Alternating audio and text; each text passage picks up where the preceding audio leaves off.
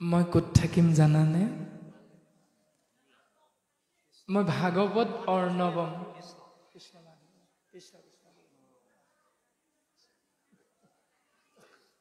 মই মহাভাগৱত সমুদ্ৰৰ মাজত থাকিম। মহাভাগৱত সমুদ্ৰৰ মাজত থাকিম। মোৰ ৰূপটো কেনেকুৱা হ'ব এতিয়া? আমি শাস্ত্ৰসন্মতে প্ৰত্যেকে বুজি পাওঁ যে যেতিয়া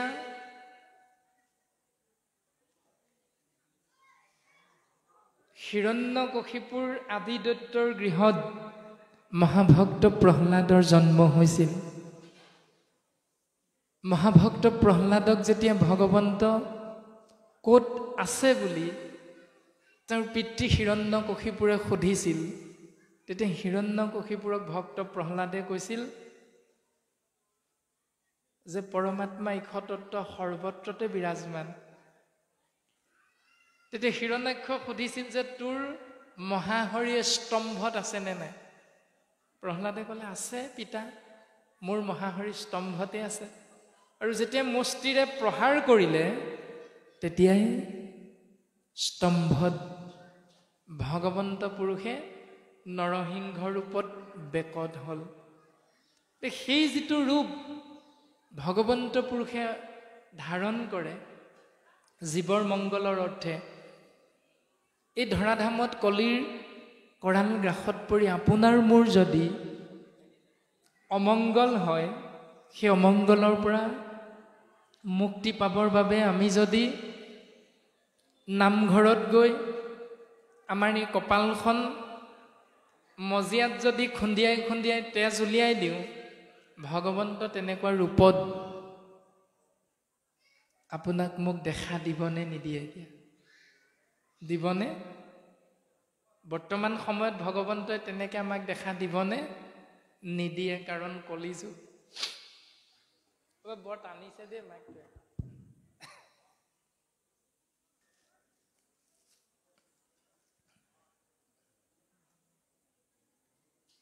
ভগৱন্ত পুৰুষে শাস্ত্ৰসন্মতে আমাক সিদ্ধান্ত দিছে যে মই ভাগৱতত থাকিম, মোৰ ৰূপটো হ'ব বাংময় ৰূপ, অৰ্থাৎ বাণীময় ৰূপ।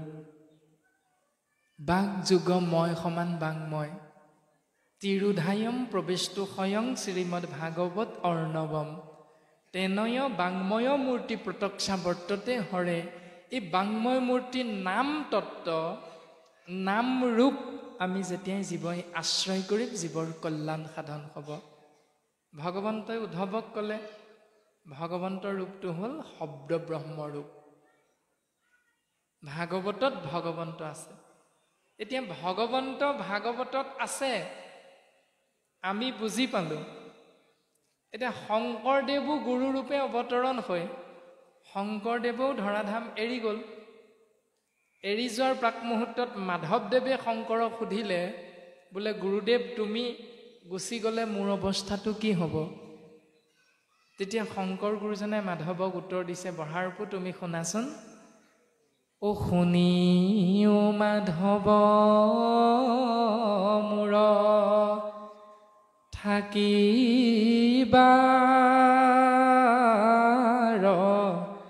থান, কীৰ্তন দশম মোৰ মূৰ্তিৰ সমান।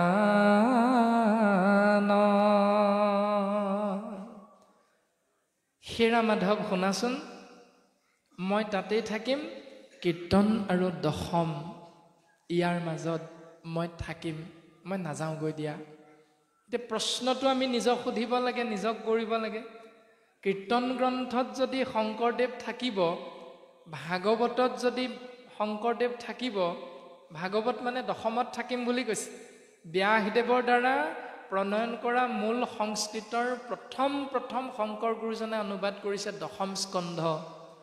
সেইকাৰণে বহু সময়লৈকে আমি মনুষ্য নামৰ জীৱবিলাকে কেৱল দশম স্কন্ধ ভাগিকে পূৰ্ণাংগ ৰূপত ভাগৱত বুলি বুজি পাইছিলোঁ। আৰু দশম স্কন্ধতে কৃষ্ণদেৱৰ শিশুলীলাৰ পৰা আৰম্ভ কৰি সমস্ত লীলা চৰিত্ৰ প্ৰকাশমান হৈ আছে। ভাগৱতত কৃষ্ণদেৱ থাকিম বুলি ক'লে আৰু দশমত শংকৰদেৱ থাকিম বুলি ক'লে। তাৰমানে ভাগৱতত কৃষ্ণ আছে মানে কৃষ্ণই শংকৰ, শংকৰে হ'ল কৃষ্ণ। তাৰ পাছত সিদ্ধান্ত দিলে মই কীৰ্তনৰ মাজত থাকিম।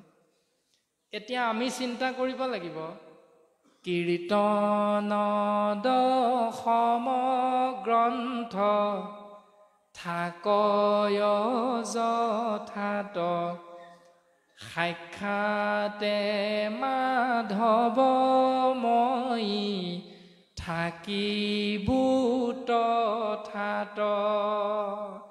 যাৰ যাৰ ঘৰত যি যি স্থানত কীৰ্তন গ্ৰন্থ আছে, ভাগৱত আছে, সেই সেই স্থানতে মই থাকিম। কোন থাকিব? শংকৰদেৱ থাকিব। এতিয়া কাৰ ঘৰত কীৰ্তন গ্ৰন্থ নাই হাত দাঙিব লাগে। নিজক ক'ব লাগে আমাৰ ঘৰত কীৰ্তন গ্ৰন্থ আছে নাই। যদি আমাৰ প্ৰত্যেকৰ ঘৰতে কীৰ্তন গ্ৰন্থ আছে তেতিয়াহ'লে শংকৰদেৱ আছে। যদি আপোনাৰ মোৰ গৃহত ভাগৱত ভাগি আছে তেতিয়াহ'লে আপোনাৰ মোৰ গৃহত শংকৰদেৱ আছে, কৃষ্ণ তত্ত্ব আছে। তে শংকৰদেৱৰ মৃত্যু তিথি মানে তিৰুভাৱ তিথিটো পাতিব লাগে নে নালাগে? উত্তৰটো সেইটোৱে যে কৃষ্ণদেৱে ক'লে মই যামগৈ, ভাগৱতৰ মাজত থাকিম। কৃষ্ণদেৱৰ জন্মাষ্টমী তিথিটো পাতো, জন্মাষ্টমী এই ব্যৱস্থাটো পালন কৰোঁ, জন্মোৎসৱ। কিন্তু কৃষ্ণদেৱৰ মৃত্যু তিথিটো পাতো নে নেপাতো? নেপাতো, কোনো সমাজে নেপাতে। শংকৰদেৱৰ যদি জন্মটো পাতিব লাগে তেতিয়াহ'লে মৃত্যু তিথিটো পতাটো কোনো যুক্তিসংগত শাস্ত্ৰসন্মতে আমাক দাঙি ধৰা নাই বিষয়বস্তু। কাৰণ কৃষ্ণই হ'ল শংকৰ, শংকৰে হ'ল কৃষ্ণ। এতিয়া ভাগৱত বিশাল, এই বিশাল ভাগৱতৰ ক্ষুদ্ৰ সংস্কৰণ হ'ল যেতিয়া মহেন্দ্ৰ কণ্ডলীকে ধৰি শংকৰদেৱৰ পৰম গুৰুজনাৰ সমসাময়িক কৰ্ণপুৰ, চতুৰ্ভুজ আদি ব্ৰাহ্মণ পণ্ডিতসকলে যেতিয়া শংকৰদেৱৰ ওচৰত শৰণ গ্ৰহণ কৰিছে, তেতিয়া শংকৰদেৱে তেওঁলোকক শৰণ ক'ত দিলে? নামঘৰটো তাৰ আগতেই প্ৰতিষ্ঠা হৈছে। নামঘৰতনো তেতিয়ালৈকে কি আছিলে? কিবা এটাতো নামঘৰত থাকিব লাগিব।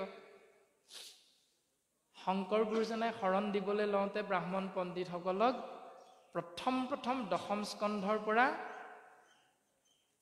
গোপী উদ্ধৱ সংবাদ প্ৰথম প্ৰণয়ন কৰিছে, অনুবাদ কৰিছে। অনুবাদ কৰি থাপনাত ৰাখি সেই ব্ৰাহ্মণ পণ্ডিতসকলক শৰণ দিছে। তাৰ পাছত যেতিয়া মহাৰাজ নৰনাৰায়ণৰ ৰাজসভালৈ গৈছে শংকৰদেৱ, তেতিয়া তাত গৈ ব্ৰাহ্মণ পণ্ডিতসকলৰ লগত যুক্তি তৰ্ক হৈছে। আৰু যুক্তি তৰ্কৰ অন্তত মহাৰাজ নৰনাৰায়ণে যেতিয়া ক'লে যে হাতী মাৰি ভুৰুকাত ভৰাব লাগে, কোনে পাৰিবা কোৱা? শংকৰ গুৰুজনে একে ৰাতিৰ ভিতৰতে হাতী মাৰি ভুৰুকাত ভৰালে। সৃষ্টি হ'ল গুণমালা, কৃষ্ণ উদ্ধৱ সংবাদ। মহাভাগৱতৰ বিৰাট ভাগৱতৰ ক্ষুদ্ৰ সংস্কৰণ হ'ল গুণমালা। আৰু সেই গুণমালা আমি ক'ত ৰাখিছোঁ? আসনত ৰাখিছোঁ প্ৰত্যেকে। তাৰমানে গুণমালাই হ'ল ভাগৱত।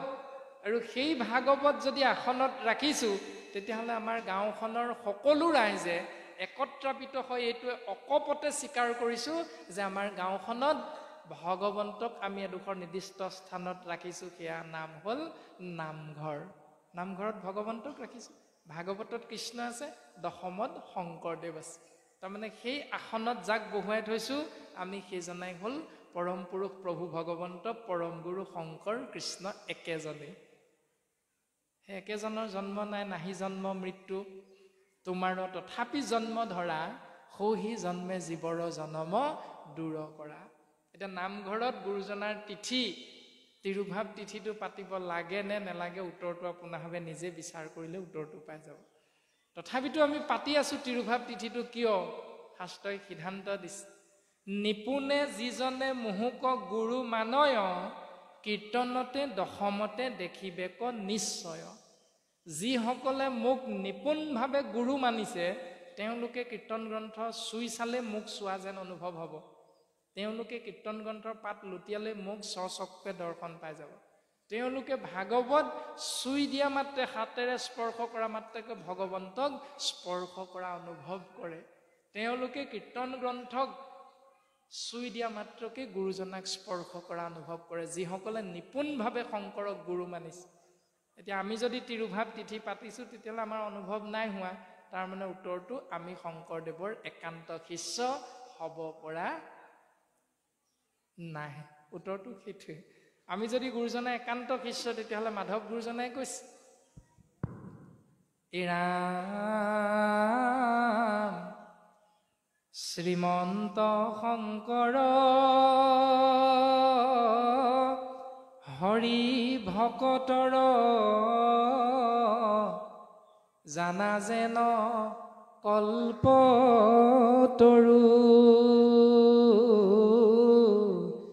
তাহান্ত বিনা নাই নাই নাই আমাৰ পৰম গুৰু।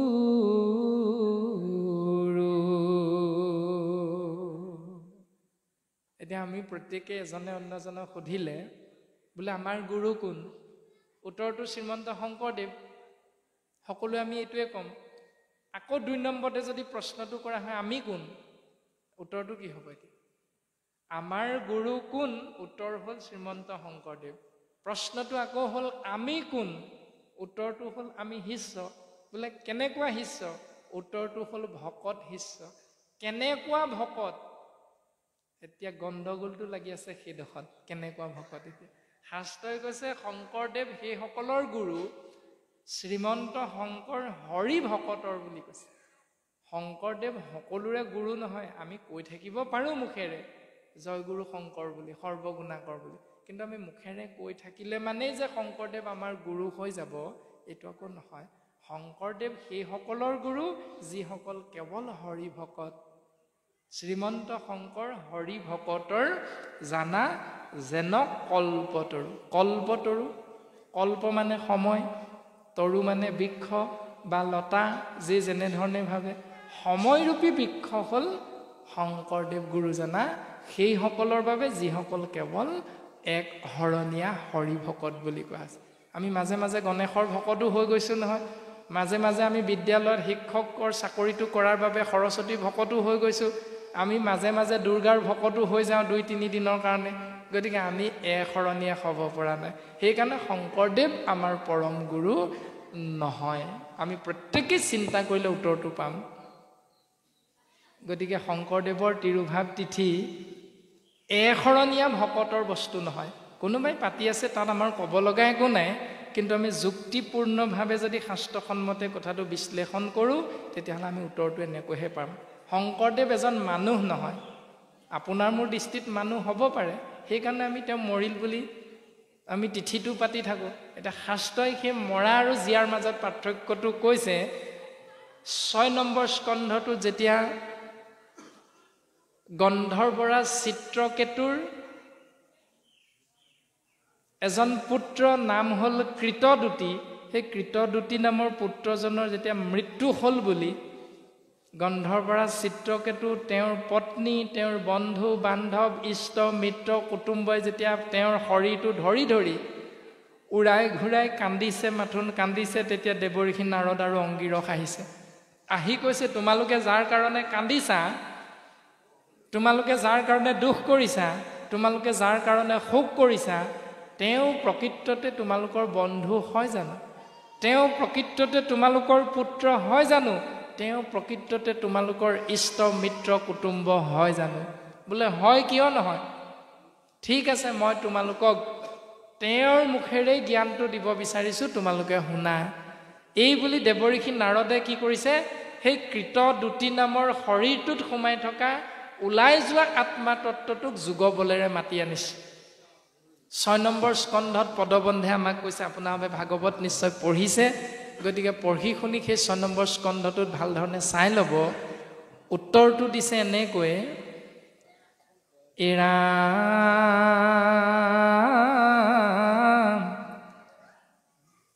শোকনিগদতি পৰীক্ষিত মহাযশী অনন্তৰে মহাজ্ঞান কহি দু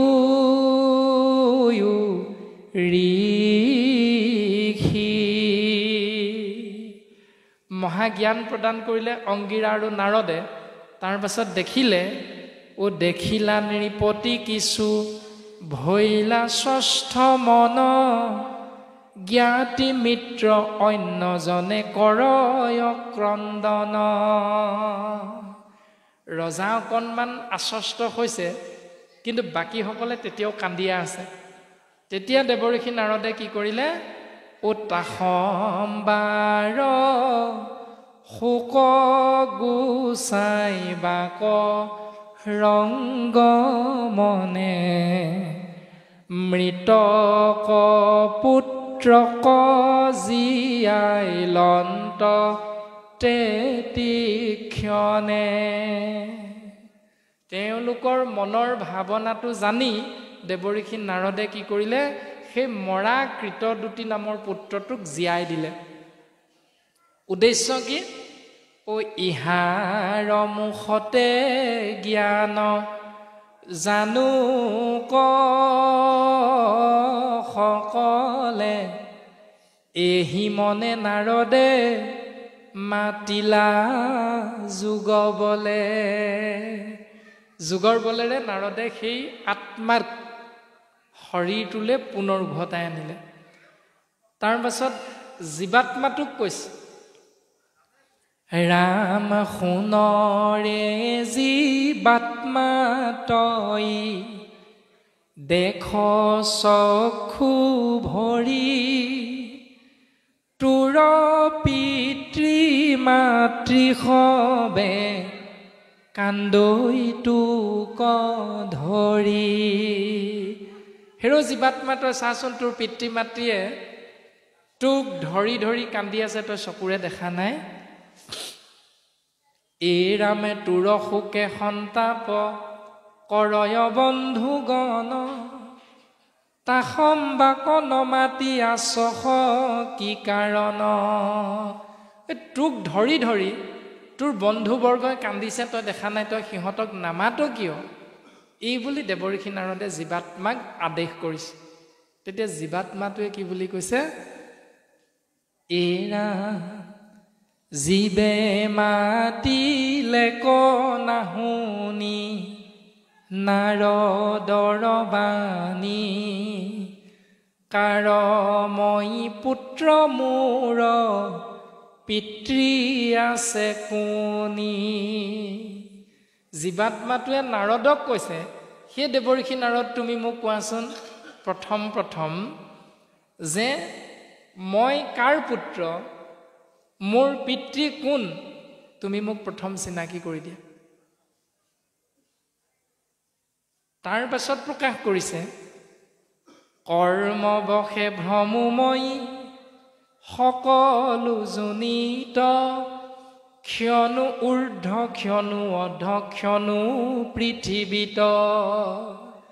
এই শৰীৰটোত সোমাই মই আত্মাই 24টা তত্ত্ব সহিতে পঞ্চভূতি নৰদেহাৰ 10 ইন্দ্ৰিয় অধীন হৈ যিবিলাক কৰ্ম কৰিলোঁ, সেই কৰ্মৰ ফলটো ভোগ কৰিবৰ বাবে মই বিভিন্ন যোনিত জন্ম গ্ৰহণ কৰোঁ। তেতিয়া মই মাছ কাছ চৰাই চিৰিকটি গৰু ছাগলী গছ গছনি বাঘ সিংহ আদিৰ শৰীৰত মই সোমাব লগা হয়। কেতিয়াবা স্বৰ্গত জন্ম হওঁগৈ, কেতিয়াবা নৰকলৈ যাব লগা হয়, কেতিয়াবা এই পৃথিৱীতে মই ভ্ৰমণ কৰি ফুৰিব লগা হয় বিভিন্ন শৰীৰত সোমাই সোমাই। আৰু যেতিয়া মই গৰুৰ শৰীৰত সোমাই কৰ্ম ফলটো ভোগ কৰোঁ, তেতিয়া মোৰ পিতৃ গৰু হয়, মোৰ মাতৃও গৰু হয়। যেতিয়া মই চৰাইৰ শৰীৰত সোমাই কৰ্ম ফল ভোগ কৰোঁ, তেতিয়া মোৰ পিতৃ চৰাই হয়, তেতিয়া মোৰ মাতৃ চৰাই হয়। যেতিয়া মই কৰ্ম ফল ভোগ কৰিবলৈ গছৰ শৰীৰত সোমাওঁ, তেতিয়া মোৰ পিতৃ গছ হয়, মাতৃ গছ হয়। যদি এওঁলোক দুজনেই প্ৰকৃততে মোৰ পিতৃ মাতৃ, তেতিয়াহ'লে তেওঁলোকনো মোৰ কি হ'ব এতিয়া?